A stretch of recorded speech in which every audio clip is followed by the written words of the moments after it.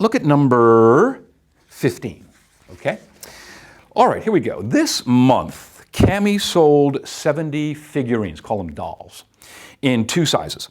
The large dolls sold for $12 each, and the small ones sold for $8 each. The amount of money he received from the sale of the large dolls was equal to the amount of money he received from the sale of the small dolls. How many large dolls did Cami sell this month? Okay, now obviously you can tell that's getting a little more involved, a little more sophisticated. Sounds harder, doesn't it? Okay, by the way, long word problem. Relax.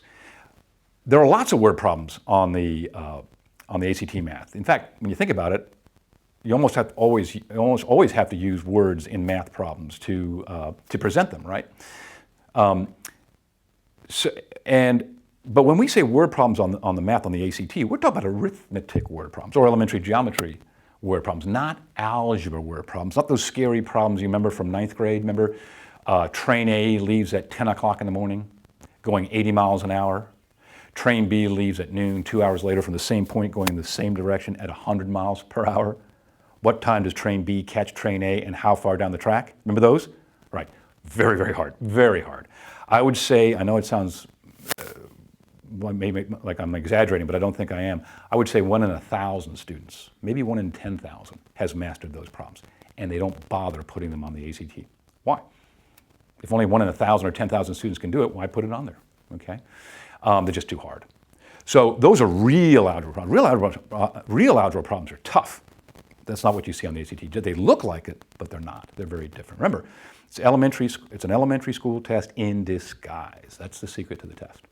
All right, so before we jump into this problem, let's use some common sense, right? Common sense, really important on the ACT. Will take us a long way.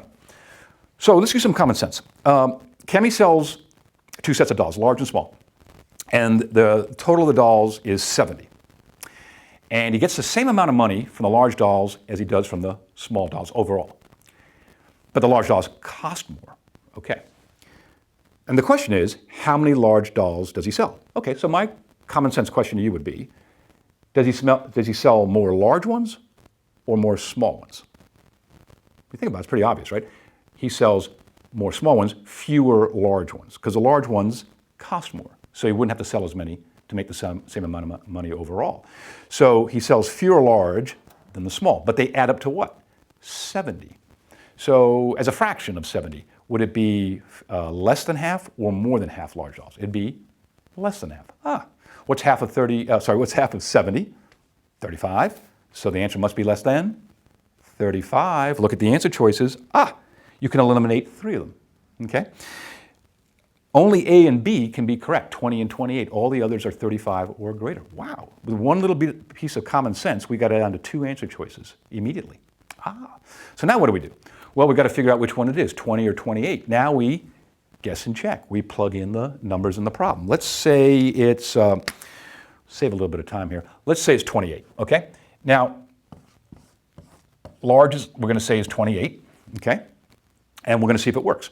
All right, if the total is 70, and he sells 28 large ones, how many small ones? Well, 70 minus 28 is 42.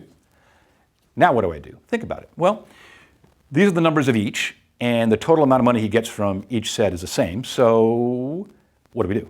Well, shouldn't we multiply the numbers of each set of dolls by their respective costs for each doll? Yes. So the large dolls, they said, cost $12 each, and the small ones cost $8 each.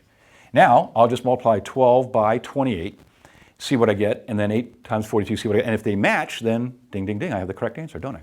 All right, let's do that. Now, you can use a calculator if you want. I'm not going to use one. Let's see, 28 times 12. I'll start with 10. 10 times 28 is 280. And then I'll take the 2. 2 times 28 is 56. And I'll add 280 to 56 and get 336, okay?